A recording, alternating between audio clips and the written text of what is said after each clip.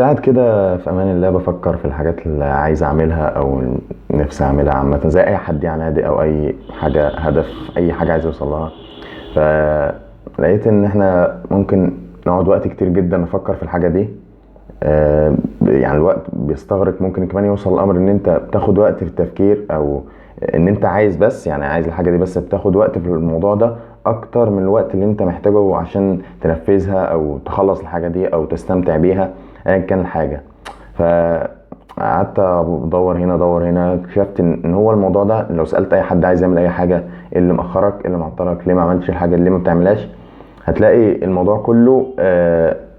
مزنوق في سؤالين اتنين او حاجتين اتنين او ردين اتنين. هيقول لك يا اما خايف من حاجه يا اما مستني حاجه معينه، يعني مستني حاجه عشان يبدا، يا اما خايف من حاجه خايف يبدا منها. بس فهي دي القصه كلها اللي مخليك مش عارف تعمل الحاجه اللي انت عايزها. فطبعا بما ان احنا طبعا خدنا الاجازه او معظمنا بدا في الاجازه، فهو ده محتوى الاجازه يعني محتوى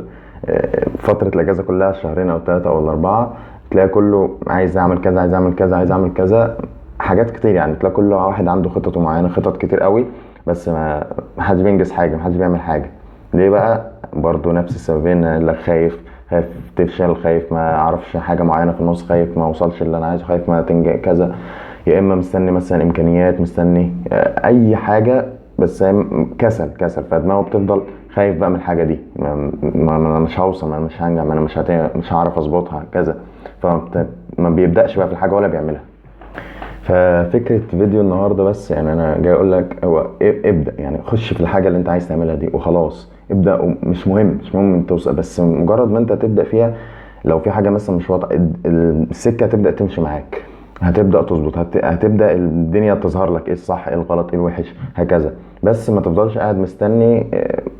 مستني حاجات انت عمرك ما هتخلص منها. يعني مثلا خايف من حاجه معينه، لا هو يعني ما تستسلمش لدماغك ان انت تفضل قاعد مستني حاجه. امكانيات بتهيألي ما فيش، يعني الدنيا بقت اسهل وابسط خالص دلوقتي، الامكانيات كلها موجوده متوفره، وانت هتفضل مستني مثلا حاجه معينه هيجي فيه الاحسن منها كامكانيات او كفكره او ايا كان، هتلاقي في احسن منها هتفضل قاعد مستنيها، فانت عمرك ما هتوصل اللي انت عايزه، او عمر ما دماغك هتريحك هتخليك الحاجه دي تمام فانا هبدا دلوقتي، لا ما هو على طول في تطور، على طول الدنيا شغاله، فانت عمرك كده ما هتبدا في الحاجه دي.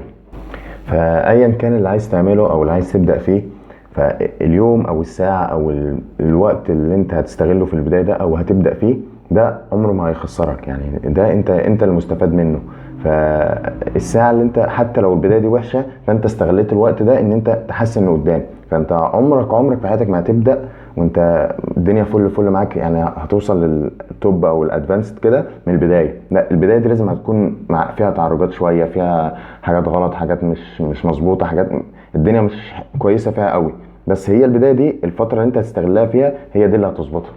انما بقى ما تقعدش تسلم نفسك لدماغك اصلا انا خايف من كذا، اصلا انا اتاخرت. بص هو انت عمرك ما هتبقى متاخر، يعني زي ما بيقولوا اتس نيفر تو ليت، مهما اي وقت انت بدات فيه انت ان انت ادركت اصلا بدايه او بدات في الحاجه دي ده مكسب لوحده. فالوقت ده هو احسن وقت، انت مش هتلاقي وقت احسن من كده، والوقت اللي هتبدا فيه ده ولو احسن وقت. انت الوقت اللي في دماغك اللي انت محتاجه او الحاجات اللي انت عايزها في دماغك ده عمره ما هيجي عامه، انت في دماغك كده عمره ما يجي، حتى لو حاجه ظبطت هتلاقي نفسك محتاج وقت تاني معين، فانت عمرك ما هتبدا. انما دلوقتي حالا ده مفيش احسن من كده، حتى لو لا قدر الله يعني يعمل الحاجه دي ما ظبطتش معاك، او هو مفيش حاجه كده ومفيش فشل ولا الكلام ده، يعني انت حتى لو ما ظبطتش معاك انت ما فشلتش ولا حاجه، انت كسبت، انت بالعكس انت كسبت الخبره او الوقت ده في حاجه تانية انت هتستغله وهتعرف ده لما تيجي تجرب حاجه تانية بس جاي تبداها، فالبدايه اللي انت عملتها في الاول دي هتفرق معاك جدا، فالوقت ده خساره ما تضيعهوش. فمن الاخر يعني هو الوقت كده كده بيجري وهيعدي وكل الوقت ده يعدي، فانت ما تخلوش يعدي كده، استنفع بيه ان انت تبدا في اللي انت عايز تعمله او تجرب حتى، فاهم؟ بدل ما تبقى قاعد كده والوقت عدى وتوصل لمرحله طب ما كان زماني بدات طب هكذا، لا انت استغل الوقت ده ممكن توصل.